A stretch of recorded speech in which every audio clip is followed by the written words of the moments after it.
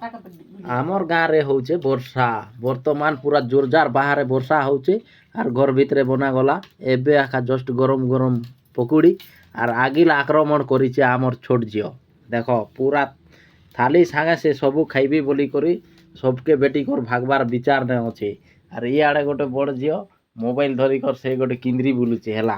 इे जे आमर वाइफ रांधुचन एटा काठी चुइल ने भात और काठी चुइल रो भात केनता लागसी आमर कलाहांडिया माने सब लोग जानी छना आक्रमण आरंभ हैला एबे मोर भी टुणन लाल थप थप थिपुचे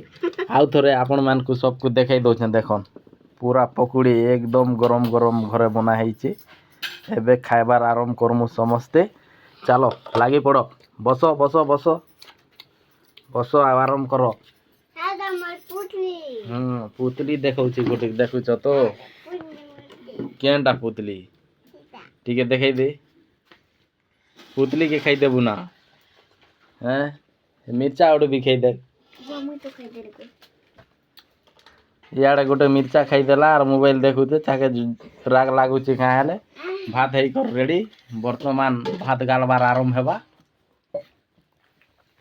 और इे सब लोग आक्रमण करुचन मोर भी टुण लाल थिपी गला ना मुई भी आगे खाईसी ता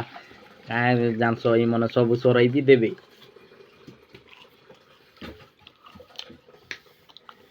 जदि वीडियो तुमके मान के सबको भल लागला बोले आमर कलाहांडिया जिते भी देखबे लाइक गोटे गोटे ग्यारंटी करबे हला थैंक यू